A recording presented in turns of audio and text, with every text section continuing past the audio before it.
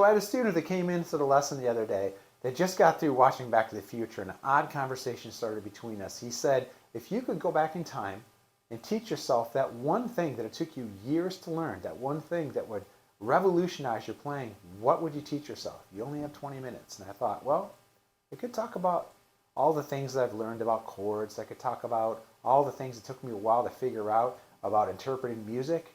But the one thing I would tell myself that would absolutely revolutionize my playing and save me a lot of time would definitely be... Hello everybody, and thank you for joining me today. My name is Jeff Davis. I'm a 35-year veteran guitar instructor holding a degree in classical guitar, teaching over 60 students a week, and I'm also the owner and director of my music school, Plymouth School of Music here in Plymouth, Michigan. I'd like to invite you to grab your guitar, set aside some focused practice time, and get ready to take your guitar playing to new heights with my lesson, Mastering Alternate Picking, Level Up Your Guitar Skills. Don't forget to like and subscribe. If you find value in this, don't forget to hit that like and subscribe button. Now let's get going with the lesson. All right, let's dive right in. Let's first of all talk about what alternate picking is. Alternate picking would be a down-up. Alternate means back and forth, but for the guitar, when we're holding a pick and we're playing a melody or just a single string, it's a down-up, down-up, down-up, down-up. So it's a back and forth motion, down-up motion. A lot of students will come into the lesson room and they'll say, well, why does it matter if I alternate pick?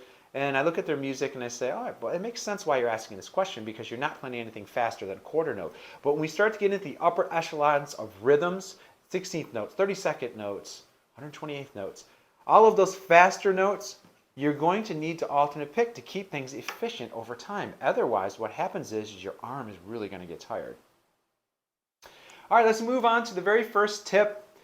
I like to ask students to use a thicker guitar pick. This is a 1mm Dunlop pick. I love it because it has a grip on it. It's really easy to hold on to. By the way, I hold onto the pick between the thumb and the first finger just like this. Now, if I can recommend something even better, I really prefer to use a jazz pick. This is called a jazz teardrop pick. I believe this is also a Dunlop pick. It also has a grip on it. So for me, this gives me less resistance when I'm playing because it's a smaller pick. All right, tip number 2, downward and upward pick slanting. Now, so if I could go back in time, that's what I teach myself, right? Instead of, Marty McFly would go back in time and try to get his parents to fall in love, I'd be like trying to find myself and fix my picking, right? So downward pick slanting, what that really means is I hold the pick this way so that I have an escape plan. The problem with picking on the guitar is when we're going from one string to the other, the pick gets stuck in the string because the neck is flat, right? So if I'm playing a note on the first string and the note on the second string, what happens is this. I'm holding the pick straight. I have to rotate my wrist to get unstuck, right?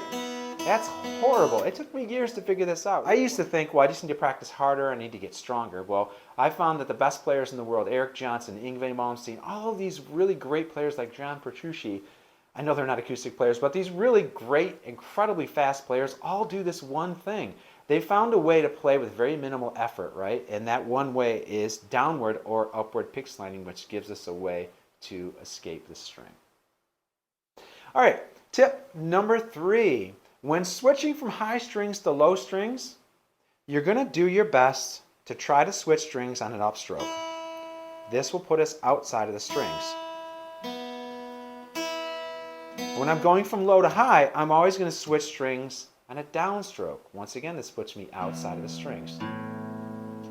All right, to help us better cement these techniques into our playing and help make them more natural for our fingers and our brain to incorporate into our playing, I've come up with a list of 3 exercises, 3 warm-ups you can do every single day. I've compiled these in a PDF. It's in the description. You can download it below, but we're going to go over it together today.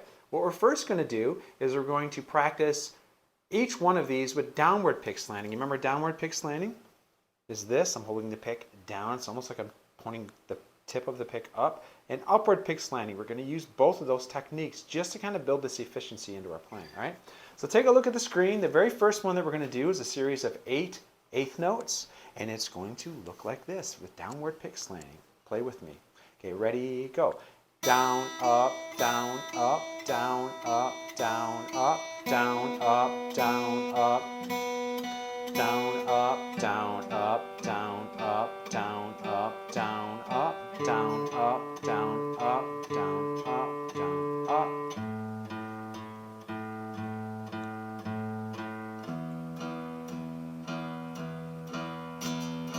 All right, let's do this again. This time we're going to flip the pick. This feels really awkward. We're upward pick slanting, which means that the pick is more facing kind of that way. And the tip of my, I should say the top of my thumb's almost facing this way, all right? Let's start this one together. Okay, ready? Which pick are we starting with? Starting with an up, aren't we? Yeah, let's try that. Ready, go. Up, down, up, down, up, down, up, down, up, down, up, down, up, down, up, down.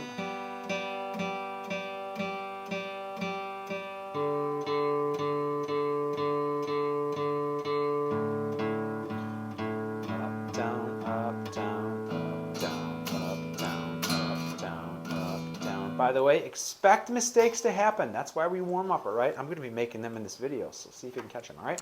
Go on to rehearsal letter B. Now we're going to be doing the exact same thing in that we're going to be doing downward pick slanting, but we're grabbing and playing two adjacent strings next to each other, following that tip that I gave you earlier of when we're switching a string from high to low, always try to switch strings on an upstroke. And we're going from low to high, switch strings on a downstroke. So downward pick slanting, rehearsal letter B. Let's get going. Ready, go. Up, down, up, down, up, down, up, down, up, down, up, down.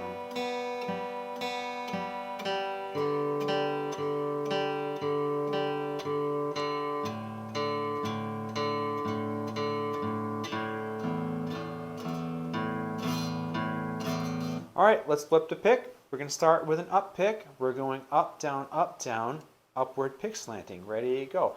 Up, down, up, down, up, down, up, down.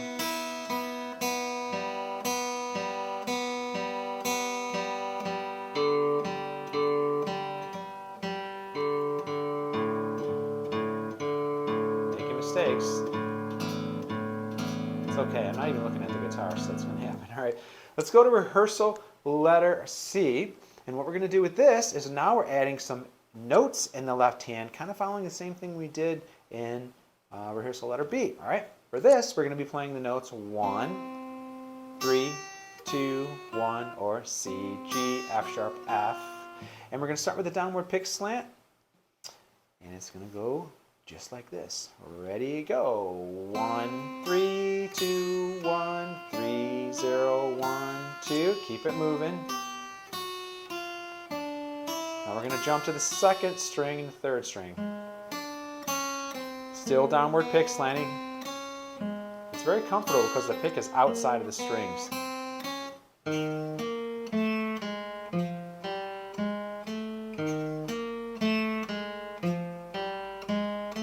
Fifth and fourth strings. And the last two, fifth and sixth.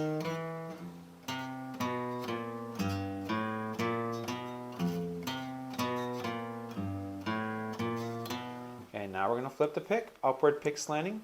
We're going to start with a down pick. Ready, go.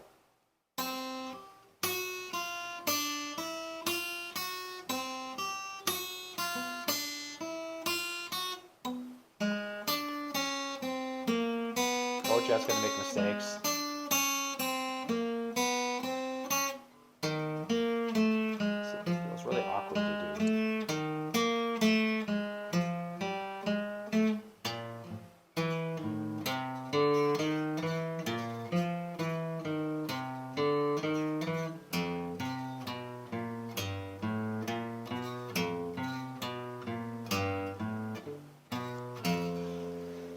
All right, that wraps it up. Don't forget to practice along with us every single day. I would suggest giving it 3 to 5 minutes. That's typically what all of my students do. I want to thank you for joining me today. If you found any value in this video, if you've learned something from it, please hit that like button and leave a comment below. Also, don't forget to subscribe. All the YouTubers out there are telling you to subscribe. I'm going to tell you to subscribe because I really want you to join me every single week. I publish at least one lesson per week, and I look forward to meeting with you every single week to help you get better at the instrument. Thank you again for joining me. See you in the next lesson.